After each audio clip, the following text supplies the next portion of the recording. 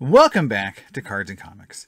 Today I want to talk about Whatnot and my experience buying sports cards and comic books on Whatnot. I want to just talk about the pros and cons of the app, the things I like and things I don't like, and the really big differences in just those two collectibles and how they're sold on that app. And then I want to talk about some improvements I think can be made to make this experience better and some of the things that you should avoid or watch out for if you're going to use Whatnot. Now, I'm going to click over to, this is my Whatnot. I would compare Whatnot to the same experience I get from viewing TikTok.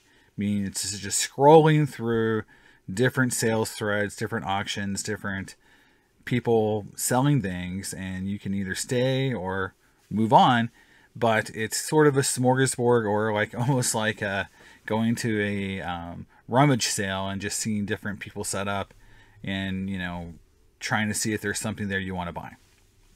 Now, my general impressions from from a buyer's perspective is a lot of what I call bait and switches, where they show something really cool, but they never sell it, or it's in a buy it now in their store at a, steep, price point that's higher than what you can get just on eBay. And so it's just a lot of going through and being disappointed that, oh, there's something cool, but I can't buy it. Or it's not going to go for auction. It's just going to be at a buy it now that's way too expensive. Another thing that I would if you're a seller on Whatnot, please be aware that music sounds like crap on Whatnot. I don't care if you're playing Led Zeppelin, if you're playing, rap, if you're playing what music you're playing, it all sounds like garbage. And it makes the viewing experience horrible. Especially, I do a lot of Whatnot buying late at night, and I put headphones on so I don't disturb anyone around me. And I've got this horrible music blasting all the time while these people are trying to sell cards or comics. The one thing I'd say too is, from my experience buying sports cards, is it's mostly breaks. In fact, you can see on the app right now, you got one guy showing off a Kenny Pickett card, but the rest of it's showing unopened product. That's going to be breaks, right? And a lot of mystery packs. And this isn't just cards, this is comics. I think we've all learned that mystery packs are usually not a great thing to buy. You're not going to make money on them usually, and it's a way for dealers to get rid of unwanted inventory. And the thing that I would say too is, look, I don't understand everything on Whatnot, so I'm not sitting here saying like I'm the bastion of Whatnot knowledge, but I did spend a considerable amount of time over the Christmas holiday, that 2 or 3 weeks where I was either off work, vacationing, or taking a couple of days off here and there, and I spent some time on Whatnot. I probably spent, probably 4 or 5 hours a week on Whatnot, just looking for product, looking for things to buy. And I'll talk about it a little bit later, how that's maybe not a good thing. And so I feel like I have a good idea of, what is going on. However, there's so much weirdness on Whatnot. There's spinning wheels. There's cards. There's people shuffling decks. There's all this stuff going on. And all at the same time, people screaming at the top of their lungs because they're doing stuff. They're giving stuff away. And I'll talk about that in a minute.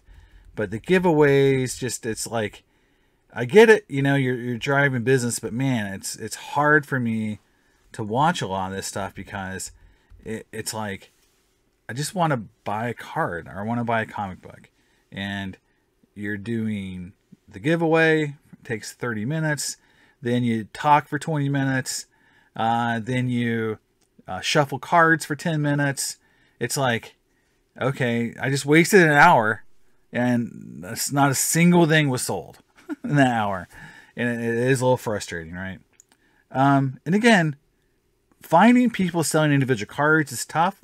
You can see as I scroll through some of these, different dealers here, you'll see a lot of it's talking about, product in terms of like, selling sports cards. they're not talking about individual. So this comic books, sports cards, not a lot of individual, openings or breakups of card sets. It's just, a lot of packs, a lot of breaks, right? So that's the sports card experience, is just a lot of breaks. Now, I did find a few folks selling sports cards individually. I found one really nice vintage football card, and it sold right at comp. And that's the thing I'm talking about is, in general, people, when Whatnot first started, I guarantee, because I did a video where I did Whatnot a little earlier, and I felt like I was getting pretty good deals. I was getting, about 20% off of market or eBay, right?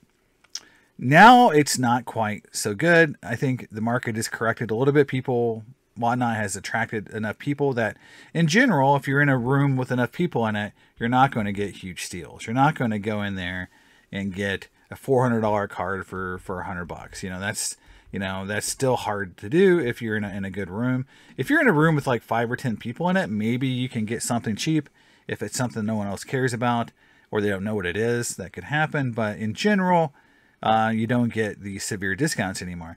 In fact, what I see sometimes on the sports card side is cards that are semi-good, and usually what happens is it's off condition, right? So it's like a good card, like it's a 1980, Ricky Henderson rookie card in a PSA 5. And let's say that card sells for like $25-30. Someone will pay $60 on Whatnot because they think it's a Ricky Henderson rookie card, and it's got to be worth something. Because another thing that happens, and I'll talk about it a lot, is that you don't have a lot of time to look up comps if you're just on your phone. Now, if you're on your computer and your phone at the same time, you have the ability to quickly type in and get some comps. But a lot of people, if they're just sitting around on their couch scrolling through Whatnot, they're probably not getting, especially on a 15-second auction, enough time to really look things up before they have to choose to make a bid or not, right? So it's a little tough. I'll talk about that in a second as well. And just in general for cards, there's just not enough volume of singles to drive my interest to a high level. I don't feel like there's enough volume of these individual cards that I want to buy vintage cards. Now, I've seen people breaking up or submitting T205 cards and selling them through SGC graded, which is awesome. But again, they were doing it in a way where it was like a mystery. Like, okay, you buy a spot in my break and you'll get a T205 and it'll be a random card, and I'm not even going to show you what the grade is, and you just have to trust me, bro, that you're going to make your money back. And on average, the cards are worth X amount of dollars, and I'm just like, so just auction the cards off, and if one is really cool and it goes for a lot more, it'll pay for the ones that are a little less. But no, it was all mystery, it was all random, and I feel like that's just not how I want to buy sports cards, especially individual singles cards. So yeah, that's the card side. So in summary, on the card side, it's not enough singles, not enough graded cards, because I'm sure as heck not buying raw vintage on Whatnot. Too much talking, too much music, just too much distraction, too much time in between things being sold. So going on to comic books. So comic books, to me, have been so much easier to buy because in general, most things are single issues because that's just how comic books are sold. Sure, there's lots. So you can get 5 Spider-Man books, 5 Avenger books, 5 variants from, an artist, 5 Peach Momokos or something, that can happen. So, but in general, it's just singles. So it's like you want to buy an Avengers 125 or something and someone has it, you can bid on it and buy it. That's a lot easier to do on comic book side than the sports card side. However, most books sold on Whatnot fall into these categories: Do You Poo, Ninja Funk, Hardly Thin, Tyler Kirkham variants, DNA variants, and so on. So you get a whole bunch of these variant comics, or these, I call them like knockoff covers, homage covers of these, Do You Poo, Ninja Funk, Hardly Thin, that to me has very little value. I don't collect that. I don't want that. That's nothing that I care about. And so that's a lot of stuff being sold. So you'll see like, Tyler Kirkham variants, Dane variants, a bunch of Dewey Pooh variants, and then they'll sell one or two books I'm interested in. But it's just like, okay, I just waited 40 minutes to get to a book I want to buy.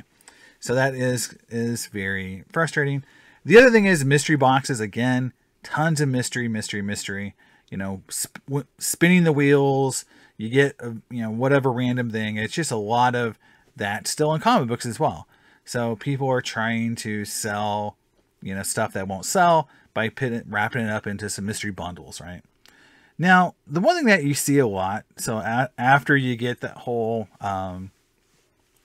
weird variants that I don't care about section out of there, and again, some sellers, that's literally all they sell. But, back issues from the 80s and 90s. So this is another problem, is that just like sports cards, the comics printed in the 90s, late 80s, early 90s were printed in tremendous amounts. Even titles that you don't think would have been printed a lot compared to today's print runs were enormous. And what I see on Whatnot is a lot of these dealers and a lot of the sellers have tons of inventory of these 80s and 90s books that are now approaching 30 and 40 years old. So they seem like they're vintage or they're rare.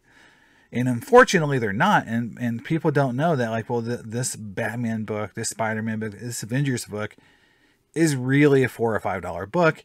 And so you see them being run over and over and over. I call them non-key issues from that time period. I call them like just set fillers, books you need if you're going to put the run together, but you don't really have any other reason to have that book. And you see quite a bit of that on Whatnot. And again, that's not such a bad thing, but a lot of times they're off grade. And again, from obscure runs no one cares about.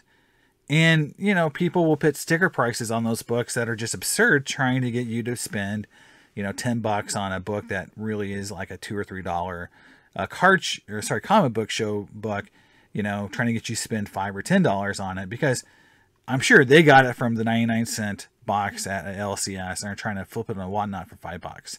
It's what a lot of folks seem to be doing. Again, slab comic books, right? So you do see a lot of graded comics, but again, a lot of them are off grade. So if you're looking for an ASM 300 and 8.5, that's where you go. Now, do they auction those books off? No. A lot of times they're in someone's, again, store, or they're a mystery prize, or there's something trying to get you to overpay for that book, because it's a book people want. It's off condition. It's not, it's a grade that isn't what people would consider to be investment grade or whatever you want to say, but it's definitely got some value.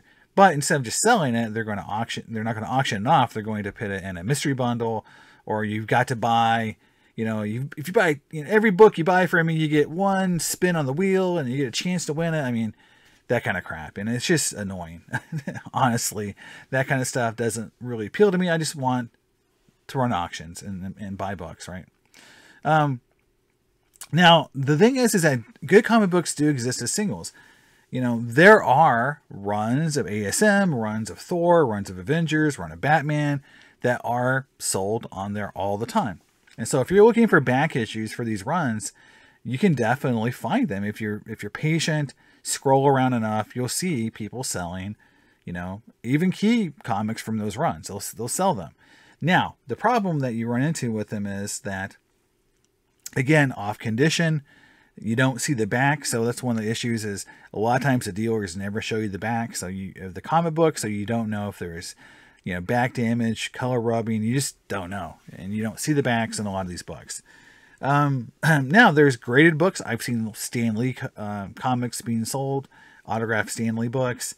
And graded Silver Age. Not a lot of Golden Age. I haven't seen maybe a couple Golden Age books sold that were graded, but a lot of Silver Age graded. And again, you're not going to find super high end, but if you're looking for a mid-grade Silver Age, it's there.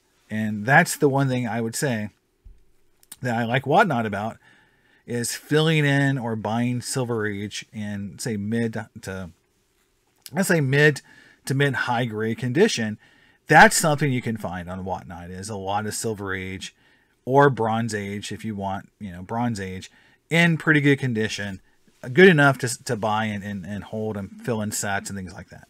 So that's the good thing. And that's the one thing that I feel like Whatnot has over on the comic book side over than the sports card side is I can't go on Whatnot, I feel, today and buy cards to fill in my 63 top set or to fill in my Hank Aaron sets, because those cards just don't exist on Whatnot. If they do exist, they're going to be in some sort of mystery bundle, or they're going to be sold raw, and I'm not going to buy raw vintage on Whatnot. So just right now, there's not enough dealers selling that kind of stuff to make me interested. Comic book side, if I want to fill in my ASM 300, first 300 issues of ASM, I can do that on Whatnot if I'm patient and scroll around enough. Now, again, I said Whatnot, overall, my impression again is, Whatnot is a TikTok of the marketplaces. It's basically a scroll and buy type app. You're kind of always watching it if you're on it, because there might be something that pops up that you really want, and it might go really cheap. And so it's that thrill. However, by investing that time, people feel like, well, I need to buy something. So you might overspend, you might overbid on something on Whatnot that you may have not on eBay, because you have eBay allows you to look at comps a lot easier. Whatnot kind of puts that pressure on you, that really short auction cycle. And so you get caught up without being able to really check comps. And you might overpay or overbuy something. And again, I think Whatnot could be a huge budget blower of an app. Again, because you get caught up in a room. You may get caught up in trying to be the highest spender. So there's a lot of dealers that will give free stuff out to the person who spent the most in the room during their broadcast. And so people get caught up in that. There's competition in the room. So you're getting outbid on everything that's there, and you feel like you need to step up and buy something, and all of a sudden you've overpaid for something. That can happen. So I think Whatnot is definitely not for people with poor impulse control and doesn't like to stick to budgets and plans. Whatnot's the bad app for you. You're going to buy stuff you probably don't want, don't need, overpay for it sometimes. So Whatnot is definitely for, I know Dustin did a video about kind of overspending. If you're really worried about overspending in your sports hobby, I don't think Whatnot is a great app for you, because it definitely could encourage a lot of overspending. Now, it is a good app if you are a dealer, if you're trying to buy inventory at a good margin to try to flip it. I think you can definitely get some deals there, that may only happen on Whatnot. There are dealers who will do stuff offline with you. So from that perspective, it's much easier to make deals, to contact people and say, hey, I saw 5 wall books back there. You had them these prices. Would you take this? Negotiate. There is that stuff happening. So I think from a dealer perspective, even for a collector with a good budget, I think you could definitely take advantage of Whatnot, get some deals, fill in some holes in mostly your comic book collection. For sports cards, again, it's mostly if you're going to get into breaks, or maybe get some slab cards randomly. Very difficult to do that right now. And again, if you've got poor impulse control, if you can't stick to a budget, it's really going to be difficult, I think, for Whatnot to be something that you use more as a replacement for eBay, because I think you're just going to get caught up. At least I did a little bit in some rooms, and I felt like, okay, I'm buying stuff I don't really need. And I kind of was like, okay, well, let's end it for tonight. Let's not do that. Now, suggestions for improvement for Whatnot. And these are just things that I think that could help some of these issues with Whatnot. One is, right now, I think the hardest part of Whatnot is, for me, I don't know, because I don't know if there's a way to do this, but I've looked and I can't find it. So it's not easy to find if there is a way to do this, but I would love to upload my things I'm looking for. The create, a notification system like eBay has when something is listed from a seller. Now, I know they do all these really quick auctions, but if sellers could upload the things they're going to sell, let's say the next day. So let's say I'm done for the day. Tomorrow I'm going to sell these 30 comic books. And if one of those 30 comic books are on my list of things I want or need, it notifies me that tomorrow the seller is going to be selling that comic book. And then and what time?